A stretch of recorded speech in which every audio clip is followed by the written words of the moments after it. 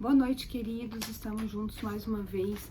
Nosso momento devocional, momento no qual nós nos reunimos para orar ao Senhor, para clamar as suas bênçãos, para ouvir da palavra dele, a sua voz, né? São momentos preciosos para nós. Hoje eu quero, continuando nos Salmos, te convidar a meditar comigo no Salmo de número 97. Salmo 97. Diz assim a palavra de Deus: O Senhor reina, exulte a terra e alegrem-se as regiões costeiras distantes. Nuvens escuras e espessas o cercam. Retidão e justiça são a base do seu trono. Fogo vai adiante dele e devora os adversários ao redor. Seus relâmpagos iluminam o mundo, a terra os vê e estremece. Os montes se derretem como cera diante do Senhor, diante do soberano de toda a terra. Os céus proclamam a sua justiça e todos os povos contemplam a sua glória. Ficam decepcionados todos os que adoram imagens e se vangloriam de ídolos. Prostram-se diante dele todos os deuses. Sião ouve e se alegra, e as cidades de Judá exaltam por causa das tuas sentenças, Senhor. Pois tu, Senhor, és o Altíssimo sobre toda a terra. És exaltado muito acima de todos os deuses. Odeiem o mal, vocês que amam o Senhor, pois ele protege a vida dos seus fiéis e os livra das mãos dos ímpios. A luz nasce sobre o justo e a alegria sobre os retos de coração. Alegrem-se no Senhor justos, louvem o seu santo nome. Amém? Irmãos, esse salmo, o salmo de número 97, ele nos fala sobre a glória e a majestade do Senhor. E ele descreve o Senhor de uma forma grandiosa e poderosa, né? Ele começa dizendo: o Senhor reina. O Senhor reina sobre toda a terra. E ele então fala: olha, nuvens escuras o cercam, retidão e justiça são a base do seu trono. Fogo vai adiante dele, ele devora os adversários ao redor. Os seus relâmpagos iluminam o mundo, a terra vê e estremece. Os montes se derretem como cera diante do Senhor, que é o soberano. Os céus proclamam a sua justiça, os povos contemplam a sua glória. E ele então descreve a majestade do Senhor, a glória do nosso Deus, mas ele também nos fala de um evento muito específico. Ele nos fala do dia em que o Senhor virá julgar os povos com a sua justiça, o dia que o Senhor virá do seu trono de glória e então tornará realidade a justiça de Deus no mundo. Ele fala da volta do Senhor Jesus. Ele contém avisos sobre a vinda, a segunda vinda do Senhor, para trazer julgamento sobre os infratores das suas determinações e os ofensores da sua santidade. A gente para pensar o tanto que hoje os homens vivem descuidados quanto ao juízo de Deus. A maioria das pessoas confia nos seus próprios meios, confia na sua sabedoria, acreditando que o Senhor não virá, que o anúncio da vinda do Senhor é uma postagem, né? Não passa de uma postagem de internet, uma mensagem falsa, uma mensagem irreal. Mas quão enganados eles estão. Esse salmo fala sobre a vinda do Senhor, fala na perspectiva daqueles que serão então julgados pelo Senhor e que não terão como se justificar diante dele, porque a justificação não é pelas obras, a justificação não é pelos nossos méritos, a justificação é feita pela graça de Deus. E se você não confia na graça de Deus para a sua justificação, se você não aceita o Senhor Jesus como seu Salvador, quando Jesus voltar, você não vai ter como se justificar diante dele, você não vai ter como dizer: Senhor, eu sou inocente. Ele vai saber que você não é. Então, o Salmo 97 fala disso. O salmista pinta então 4 verdades aqui que estão ligadas ao anúncio da vinda de Jesus. A primeira verdade que o salmista nos conta aqui é que o Senhor virá para julgar E essa jurisdição do Senhor, né, ela é ampla. Ele é um juiz que virá para julgar todas as pessoas. Está aqui no versículo 1 e no versículo 6, ele diz: o Senhor reina. Exulte a terra e alegre-se as regiões costeiras distantes, até aqueles que estão longe. No versículo 6 ele diz: todos os povos contemplam a sua glória. O Senhor virá e ele então será o juiz de todas as pessoas, de todos, grandes e pequenos, aqueles que já viveram, aqueles que ainda estarão vivos. Todas as pessoas, elas terão que comparecer diante do tribunal de Cristo. A Bíblia fala sobre isso. E é certo que muita gente pensa, né, que isso nunca vai acontecer, né, que todo mundo está protegido pela sua própria bondade, pelos seus méritos. Alguns acreditam que Deus até existe, mas que ele só pode fazer aquilo que os homens permitem. Outros dizem que Deus é bom e que Deus jamais vai mandar ninguém para o inferno. Mas aqui a palavra de Deus é clara, ela diz: o Senhor reina, o Senhor é rei e ele virá então e ele fará o seu julgamento. Então os céus proclamam a sua justiça e todos os povos veem a sua glória. Aquilo que já é anunciado, foi anunciado desde a criação, vai acontecer, que vai ser a ira de Deus contra a impiedade, e o Senhor então virá para julgar todos os homens. A segunda verdade que o salmista nos conta aqui sobre a vinda do Senhor Jesus é que o julgamento do nosso Deus vai ser duro contra os rebeldes. Isso está aqui nos versículos de 2 a 5, que diz assim: nuvens escuras e espessas o cercam, retidão e justiça são a base do seu trono. Fogo vai adiante dele e ele devora os adversários ao redor. Seus relâmpagos iluminam o mundo, a terra os vê e estremece. Os montes se derretem como cera diante do Senhor, diante do soberano de toda a terra. Isso nos faz lembrar de uma cena um pouco atemorizante, né? Terrível. E assim vai ser para aqueles que endurecem o seu coração diante do Senhor.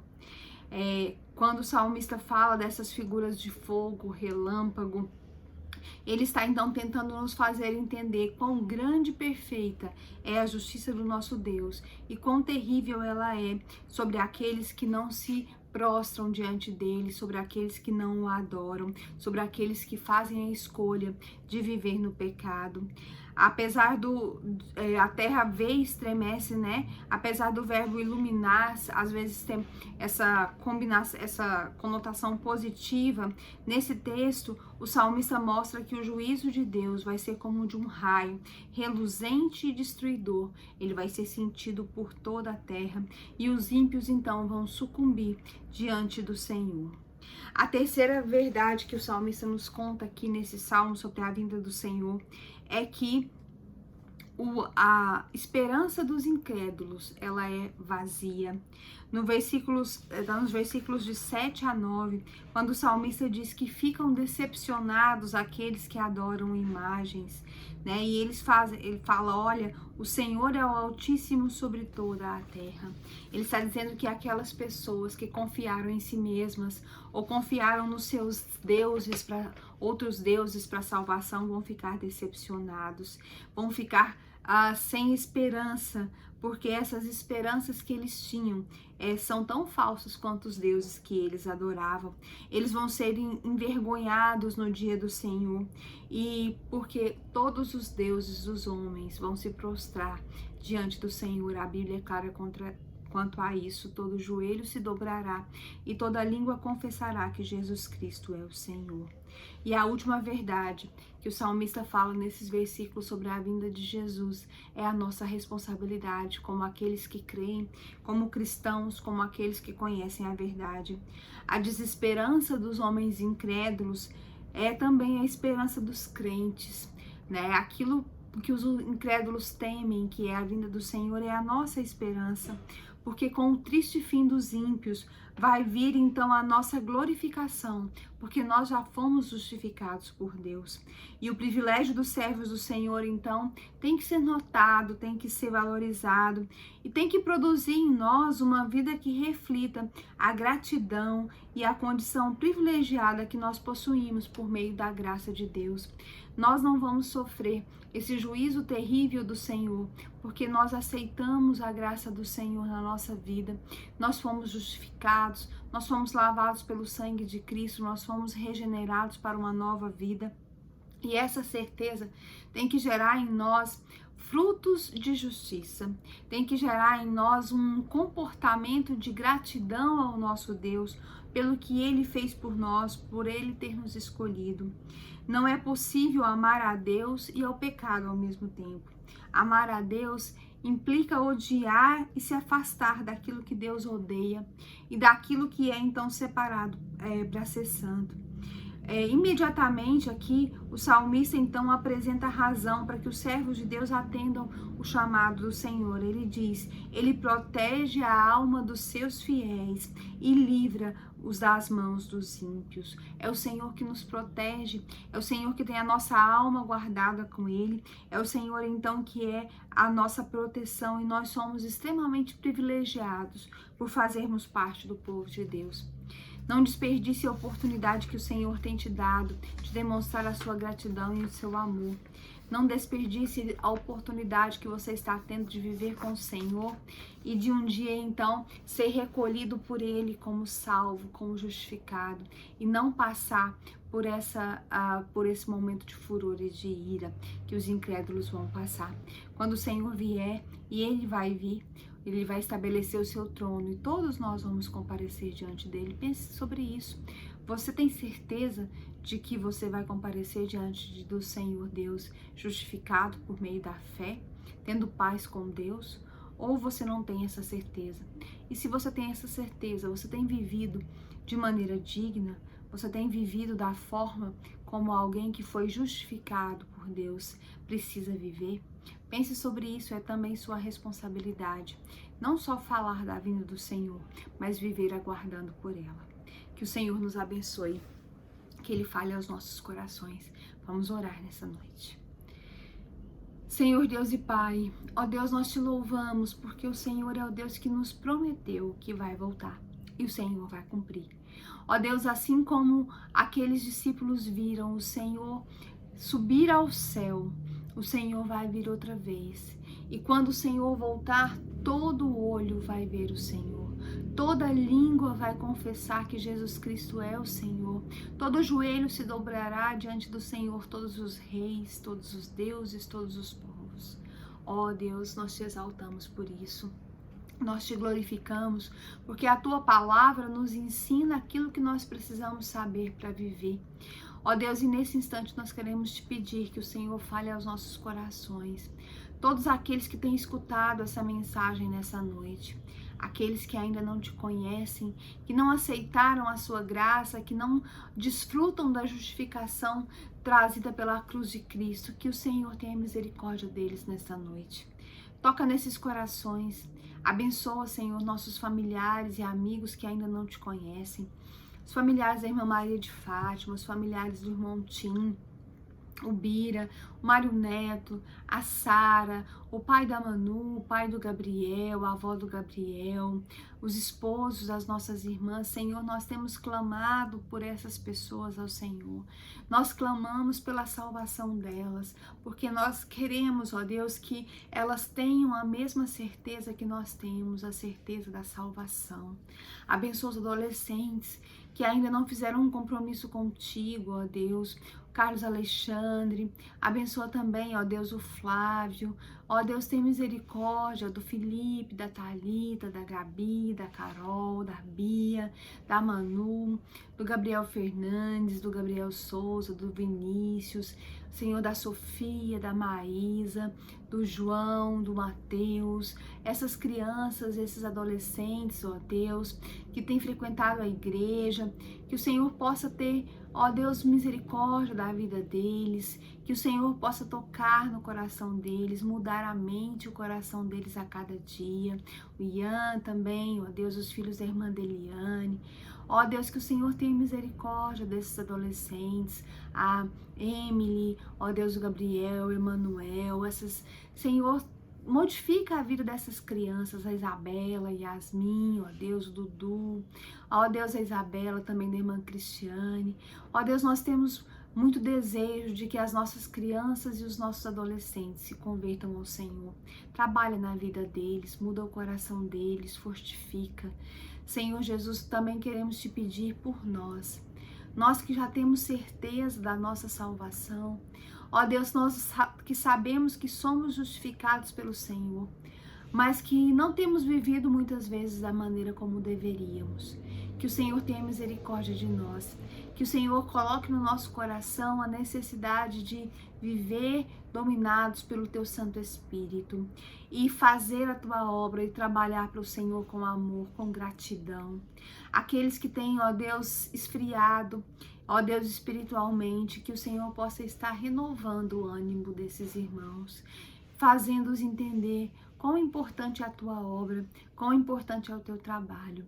Abençoa a igreja de uma maneira geral, traz bênção, traz saúde, traz cura, traz abundância de bênçãos espirituais, acrescenta aqueles que estão sendo salvos. Senhor Deus, te peço também nessa noite pelos enfermos. Abençoa a Kênia na sua enfermidade, irmão Natanael, que também está, ó Deus, mal de saúde com a dengue, que o Senhor possa estar abençoando a vida dele, ó Deus, restaurando a saúde dele, também o pastor, ó Deus, que o Senhor possa estar com o teu servo. Também quero te pedir, ó Deus, pelo irmão Feliciano, que o Senhor tenha misericórdia de todos os enfermos, nossos irmãos idosos, ó Deus, que o Senhor abençoe a irmã Maria de Fátima, irmã Tereza, irmã Maria José, irmã Silvia, irmã Lucineide. Ó Deus, todos os irmãos que têm passado por momentos de dificuldades na sua saúde, que o Senhor possa ter misericórdia. Te peço também por aqueles que têm atravessado problemas, como o irmão Milton. Ó Deus, aqueles que precisam de trabalho, aqueles que têm enfrentado problemas no seu lar. Ó Deus, os casamentos, na criação dos filhos. Que o Senhor olhe para o teu povo com graça e com misericórdia, entendendo a necessidade de cada um, dando sabedoria, dando paz, dando alegria, dando, ó Deus, o sentimento de disposição para te servir e para fazer a tua vontade. Abençoa cada um de nós. Muito obrigado por esta noite, por esse momento em que nós podemos ouvir a tua voz. Perdoa os nossos pecados. Ó Deus, aquilo em que temos falhado contra o Senhor, nos limpa das nossas iniquidades. Ó Deus, restaura em nós um espírito voluntário, nos dá um coração puro, ó Deus, disposto a obedecer ao Senhor. Ó Deus, fica conosco, nos abençoa, nos guarda, nos livra e nos protege, nos orienta e nos dirige. Sê conosco em todo o tempo, é o que nós oramos, ó Deus, no nome de Jesus, no intermédio, ó Deus, daquele que morreu por nós na cruz do Calvário. E que o teu Santo Espírito, ó Deus, interceda por nós com gemidos inexprimíveis, que aquilo que nós não conseguimos falar, que o Senhor possa nos ouvir através do Espírito Santo. Nós oramos em nome de Jesus. Amém. Amém. Que o Senhor nos abençoe nessa noite, abençoe você e a sua família. Quarta-feira, nosso culto de oração, 19h30. Se você não puder participar conosco ao vivo, nos assista pelo Facebook. Sexta-feira estaremos aqui novamente às 20 horas. Que o Senhor nos abençoe em nome de Jesus. Amém.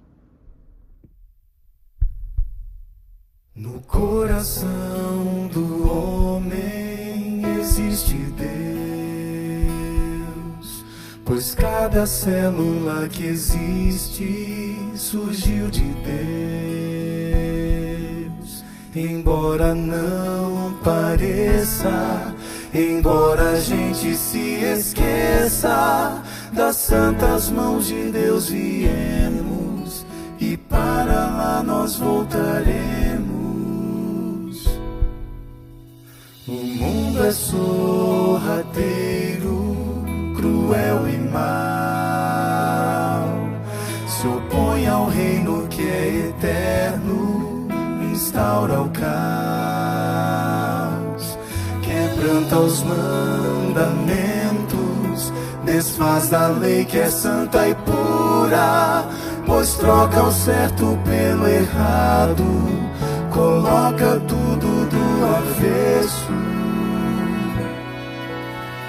Jesus precisa voltar, Jesus precisa voltar. A natureza está clamando, a criação está gritando.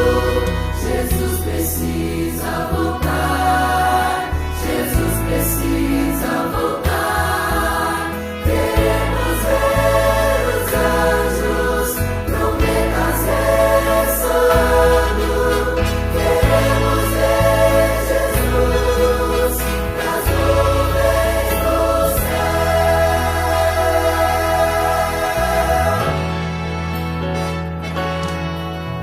Eu olho pra mim mesmo e tento achar explicação pras minhas quedas e meu pecar.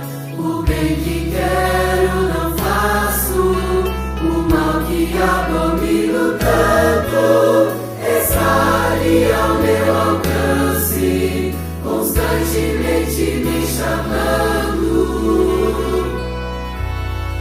O medo me persegue por onde eu vou. A falta de amor é grande, nos apavor. O Espírito do Eterno aos poucos vai se afastando. Os ventos fortes da maldade com toda a fúria estão soprando. Jesus precisa voltar, Jesus precisa voltar. A natureza está clamando, a criação está gritando. Jesus precisa voltar, Jesus precisa voltar. Queremos ver os anjos, trombetas ressoando. Queremos ver Jesus nas nuvens do céu. As profecias já apontam Chegou o o fim, fim. a triste história do pecado. Chegou o seu final.